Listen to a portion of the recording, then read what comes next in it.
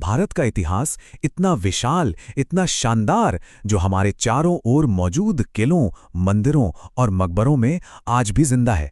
पर क्या कभी ये सोचा है कि जब इन ऐतिहासिक इमारतों पर कोई खतरा आता है तो असल में इन्हें बचाता कौन है? कौन है वो लोग जो पर्दे के पीछे रहकर हमारी इस विरासत के असली संरक्षक हैं?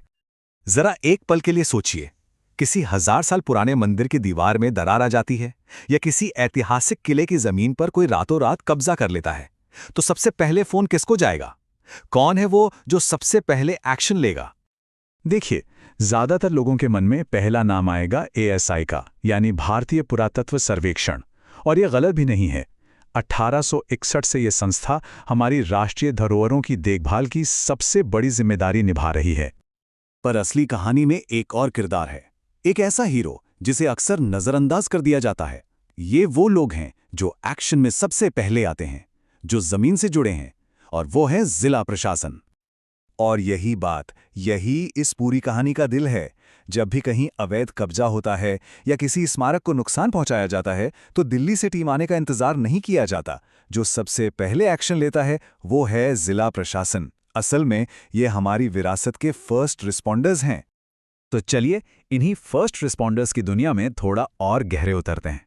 देखते हैं कि ये कौन लोग हैं, इनका पूरा सिस्टम काम कैसे करता है और कैसे ये चुपचाप हमारे इतिहास को बचाने में दिन रात लगे हुए हैं। यहाँ एक बहुत ही दिलचस्प बात सामने आती है। देखिए, जिला प्रशासन का जो ढांचा है वो लगभग एएसआई के समानांतर, मतलब पैरेलल चलता है। जहां एएसआई के पास एक सुपरिंटेंडिंग आर्कियोलॉजिस्ट होता है, वहीं जिले में उनके बराबर की पावर जिला मजिस्ट्रेट या कलेक्टर के पास होती है। इसका मतलब साफ है, जिला प्रशासन सिर्फ एक सपोर्टिंग एजेंसी नहीं, बल्कि विरासत की सुरक्षा में एक बराबर का एक पावरफुल पार्टनर है। इसे समझने का सबसे आसान तरीका है एक पिरामिड की तरह सोचना। सबसे ऊपर टॉप पर हैं जिला कलेक्टर, जो पूरी स्ट्रैटेजी तय करते हैं। उनके नीचे आते हैं सब डिविजनल मजिस्ट्रेट यानी एसडीएम, और फिर तहसीलदार, जो जमीन पर जाकर उस स्ट्रैटेजी को एक्शन में बदलते हैं। यही वो टीम है जो हमारी धरोहरों की असली पहरेदार है। तो सवाल यह है कि ये करते क्या हैं? इनका काम 4 मजबूत पिलर्स पर टिका है। पहला, नए ऐतिहासिक स्थलों को पहचानना और उन्हें सुरक्षित करना। दूसरा, 1958 जैसे कड़े राष्ट्रीय कानूनों को सख्ती से लागू करवाना। तीसरा, लोगों को अपनी विरासत के बारे में जागरूक करना। और चौथा, जो शायद सबसे जरूरी है, एएसआई से लेकर स्थानीय लोगों तक सबके बीच एक पुल का काम करना। ये वाकई बहुत बड़ा काम है। लेकिन जैसा कि होता है, ये लड़ाई बिल्कुल भी आसान नहीं है। हमारे अतीत को बचाने के लिए जिला प्रशासन को हर दिन कई अदृश्य मोर्चों पर एक साथ जंग लड़नी पड़ती है। चुनौतियां तो जैसे हर तरफ से आती हैं। कभी कानून और राजनीति के बीच टकराव हो जाता है, तो कभी लोगों की धार्मिक आस्थाएं आड़े आ जाती हैं। ऊपर से अलग अलग सरकारी विभागों में तालमेल की कमी और स्थानीय लोगों में जानकारी का अभाव, ये सब मिलकर इस काम को और भी मुश्किल बना देते हैं। अब तालमेल की कमी का एक असली उदाहरण देखते हैं, मालदा से। एएसआई ने आरोप लगाया कि खुदाई के वक्त लोकल एडमिनिस्ट्रेशन ने उनकी कोई मदद नहीं की। वहीं जिला प्रशासन का कहना था कि उन्होंने पूरी पुलिस टीम मौके पर भेजी थी। अब इस आरोप प्रत्यारोप के बीच आखिर में नुकसान किसका हुआ? हमारी विरासत का। इसके बाद एक और बहुत बड़ी और संवेदनशील चुनौती आती है, धार्मिक और सांस्कृतिक दबाव। और विदिशा का मामला इसका एक सीधा उदाहरण है। जरा उस जिला कलेक्टर की जगह खुद को रखकर सोचिए।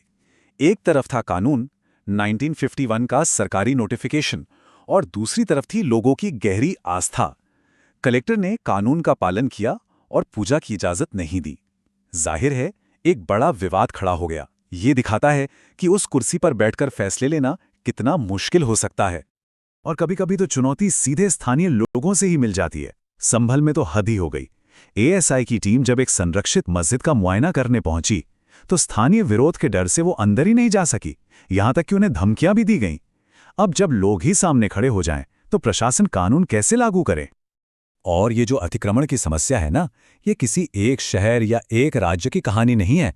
ये पूरे देश में फैली है। संभल से लेकर लखनऊ, हिसार से लेकर आगरा तक, हर जगह जिला प्रशासन अवैध कब्जों को हटाने के लिए लगातार लड़ रहा है। ये एक ऐसी लड़ाई है जो कभी खत्म नहीं होती। इतनी सारी चुनौतियों के बावजूद ऐसा नहीं है कि उम्मीद नहीं है। उम्मीद की किरण बाकी है।